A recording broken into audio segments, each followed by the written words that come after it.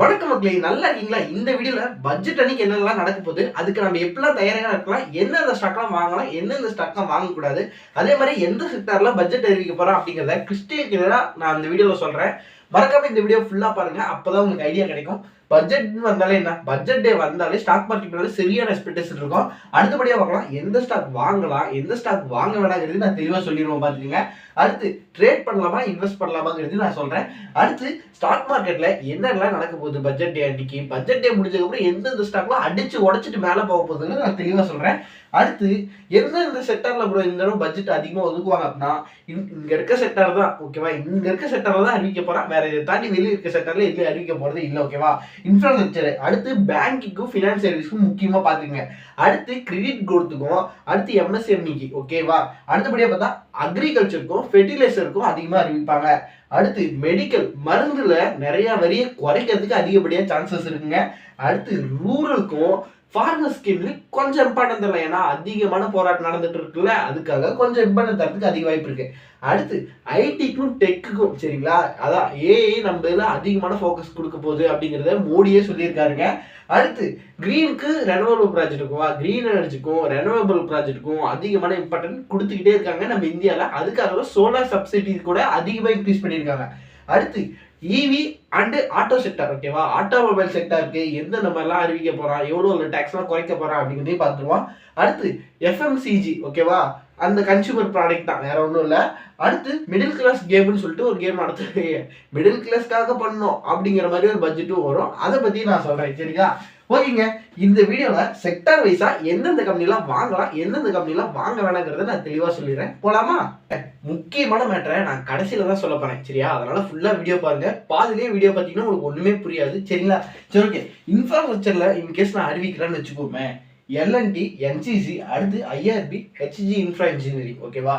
இன்ஃப்ராஸ்ட்ரக்சர்ல அறிவிச்சேன்னா இவன்ட்ட தான் கொடுப்பான் ப்ராஜெக்டை, வேற யார்ட்டையும் மோஸ்ட்லி கொடுக்கறதுக்கு சான்சஸ் இல்லை. திரும்பவும் சொல்றேன், முக்கியமான மேட்டரை நான் லாஸ்ட்டாக தான் சொல்ல போறேன். ஸோ நீங்க லாஸ்ட் வரைக்கும் வீடியோ பாருங்க. அடுத்து இன்ஃப்ராஸ்ட்ரக்சர் கொடுத்தா என்ன, சிமெண்ட் தேவைப்பட்டே ஆகும். அதனால அல்ட்ராடெக் சிமெண்ட், டால்மியா சிமெண்ட், அம்புஜாத்து, ஏசிசி ஓகேவா, இவங்கள்ட்ட தான் சிமெண்ட் ஆர்டர் போகும், வேற யார்ட்டையுமே போகிறதுக்கு சான்சஸ் கிடையவே கிடையாது ஓகேவா.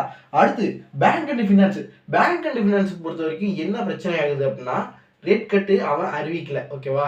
இங்க எந்த அளவுக்கு பட்ஜெட்ல ஒதுக்க போறாங்கிறது தெரியல ஓகேவா. ஏன்னா ஆல்ரெடி போன பட்ஜெட்லயே பேங்க் அண்ட் ஃபினான்ஸ்க்கு ஒதுக்கிட்டாங்க. இந்த பட்ஜெட்ல ஒதுக்கிறதுக்கு குறைவான சான்சஸ் தான் இருக்கு. ஒதுக்குனாங்கன்னா நல்ல விஷயம் தான். ஓகே, இருந்தாலும் ஒதுக்குனா என்ன பண்ணலாம், அதுக்காக எஸ்பிஐ ஓகேவா, ஹெச்டிஎஃப்சி, ஐசிசி, அடுத்து ஆக்சிஸ். இன்கேஸ் ஆக்சிஸ் வேணாம் அப்படிங்கிற பட்சத்துல நீங்க கோட்டக்கு போகலாம் சரிங்களா. ஆக்சிஸ் வேணாங்கிற பட்சத்துல கோட்டக்கு போய்க்கலாம். அடுத்து இந்த ஃபினான்ஸ் செக்டருக்கு ஏதாவது பண்ணுவானா ப்ரோ அப்படின்னா, தாராளமாக பண்ணுவோம், பண்ணுறதுக்கு அதிகமாக வாய்ப்பு இருக்குது. ஏன்னா போனது பேங்கிங்க்கு தான் பண்ணால், ஃபினான்ஸ் செக்டருக்கு எதுவுமே பண்ணல ஓகேவா. ஃபினான்ஸ் செக்டர் பொறுத்தவரைக்கும் பஜாஜ் ஃபினான்ஸ், அடுத்து ஸ்ரீராம் ஃபினான்ஸ், எல்ஐசி, ஹவுசிங் ஃபினான்ஸுங்க, அதை முக்கியமாக நோட் பண்ணிக்கங்க. அடுத்து சோழமண்டல் இன்வெஸ்ட்மெண்ட் ஓகேவா, அவங்களையும் நீங்கள் நோட் பண்ணிக்கலாம். அடுத்து மருத்துவ ப்ராஜெக்ட்டுக்கு வேற வழியே இல்லை ஓகேவா, டாக்டர் ரெட்டி ஓகேவா. அடுத்து மேக்ஸ் ஹெல்த் கேர் ஓகேவா. ஏன் சொல்கிறேன் அப்படின்னா, டாக்டர் ஹெல்த் கேருக்கு மேக்ஸ் ஹெல்த் கேருக்கு மட்டும் தான் அதிகமாக தருவான். இந்த சிப்லாவும் ஒரு பிரச்சனையில் மாட்டிருக்கான், சன்ஃபார்மாவும் ஒரு பிரச்சனையில் மாட்டிருக்கான், ரீசெண்டாக தான் மாட்டிருக்கேன். என்ன அப்படின்னா, அமெரிக்காவுக்கு அவங்க ஏற்றுமதி பண்ணியிருப்பாங்களா அந்த மருந்துல பல பிரச்சனைகள் இருக்கு அப்படின்னு சொல்லிட்டு அவங்க ஏற்றுமதி பண்ண மருந்து எல்லாமே ரிட்டர்ன் அனுப்பிச்சிருக்காங்க. இது ரொம்ப ரொம்ப கெட்ட விஷயம் இந்த ரெண்டு ஸ்டாக்கும். ஓகே, அடுத்து அக்ரிகல்ச்சருக்கும் ஃபெர்டிலைசருக்கும் அறிவிக்கிறாங்க அப்படிங்கிற பட்சத்தில் என்னென்னலாம் அறிவிப்பாங்கன்னா, கோரமண்டல் இன்டர்நேஷனல் ஓகேவா, கோரமண்டல் இன்டர்நேஷனலும் யூபிஎல் ஓகேவா, அவங்க எல்லாத்துக்குமே தெரியும். அடுத்து பிஐ இண்டஸ்ட்ரி, அது உங்களுக்கு சொல்லவா வேணும், பிஐ இண்டஸ்ட்ரியில பண்ணுவான். அடுத்து சாம்பால் ஃபெர்டிலைசர், அவங்களுக்கும் பண்ணுறதுக்கு அதிக வாய்ப்பு இருக்கு. அடுத்து பவர் அண்ட் கிரீன் எனர்ஜினா யோசிக்க வேணாம், அதை நீ தானே ப்ரோ தரப்போறோம் அப்படின்னா அந்த மாதிரி ஓப்பனெல்லாம் சொல்லக்கூடாது. அடுத்து என்டிபிசி ஓகேவா, பவர் அண்ட் எனர்ஜி பொறுத்த வரைக்கும் என்டிபிசிக்கு பவர் கிரிட் கார்பரேஷன் ஓகேவா, கவர்மெண்ட் கம்பெனி 2 கம்பெனி உள்ள வருது. அடுத்து டாடா பவர் சொல்லவே வேணாம், அதாடி கிரீன் எனர்ஜி எப்படியா இருந்தாலும் உள்ள வரதான் போகுது ஓகேவா. அடுத்து இவி அண்ட் ஆட்டோ செக்டர், வேற வாய்ப்பே இல்லை, வழியே எடுது. டாடா மோட்டார்ஸ், மகேந்திரா, டிவிஎஸ் ஓகேவா. ப்ரோ இன்னும் வேற கம்பெனி, பெரிய பெரிய கம்பெனிலாம் இருக்கே ப்ரோ அப்படின்னா, அவங்க எல்லாருமே ஃபாரின் கம்பெனி ஓகேவா. இவங்களாம் தான் இந்தியன் கம்பெனி. ஸோ நீங்கள் அதை நல்லா நோட் பண்ணிக்கணும். அடுத்து ஐடி அண்ட் டிஜிட்டல் இந்தியன் போகுது அப்படின்னாவே யோசிக்கவே வேணாம், டிசிஎஸ், ஹெச்சிஎல், இன்ஃபோசிஸ், டெக் மகேந்திரா, இவங்களை 4 தாண்டி புதுசாக ஒரு ஆளுக்கு தரவே மாட்டானுங்க. தரவும் விட மாட்டாங்க. ஓகேவா? அடுத்து எஃப்எம்சிஜி அவங்கள பொறுத்த வரைக்கும் யார் யாரு? ஐடிசி பெரிய முதல்ல, அடுத்து பிரிட்டானியா, அடுத்து இந்துஸ்தான் லிவர் லிமிடெடு, அடுத்து நெஸ்லேவும் சொல்லலாம். ஓகேங்களா? கடைசியா தான் வராரு வினாய்ங்கிற மாதிரி டாடா கன்சூமர் ப்ராடக்ட்டுக்கும் வாய்ப்பு அளிச்சா நல்லா இருக்குன்னு சொல்றேன். ஓகேவா? சரி ஓகேங்க. இந்த ஸ்டாக்லாம் பார்த்துக்கங்க. நான் ஏன் குட்டி குட்டி கம்பெனி நிறைய இருக்கு, மிடில் ஆர்டர் கம்பெனி நிறைய இருக்கு, இருந்தாலுமே நான் லார்ஜஸ்ட் கம்பெனி மட்டும் தான் சொல்லியிருக்கேன்னா, மோஸ்ட்லி இவங்களுக்கெல்லாம் தந்த ஆர்டரை பொறுத்து தான் இவங்களுக்கு கீழே இருக்க ஆர்டர் கிடைக்கும். ஓகேவா?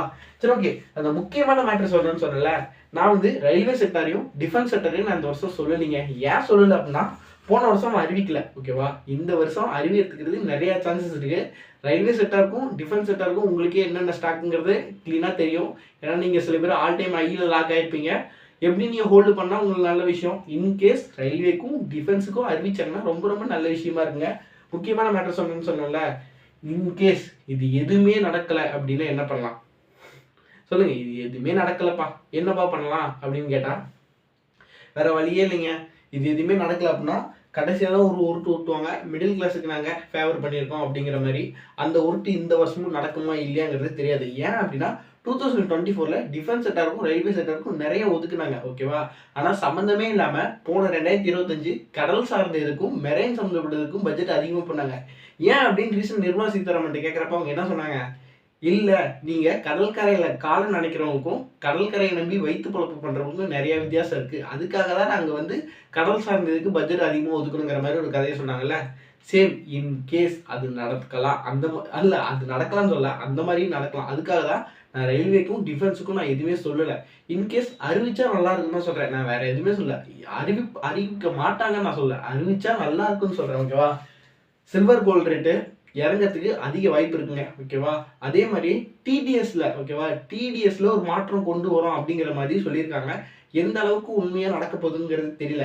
நிர்மலா சீதாராமனோட இது 9வது பட்ஜெட்டு ஞாயிற்றுக்கிழமை ஆஃப்டர், ஓகேவா, சுதந்திரம் கிடைச்சதுக்கு அப்புறம் நமக்கு நடக்கிற முதல் ஞாயிற்றுக்கிழமை பட்ஜெட்டுங்க. அது எந்த அளவுக்கு எஃபெக்டிவா இருக்கும் அப்படிங்கிறதான் முக்கியமான விஷயம். ஓகேவா?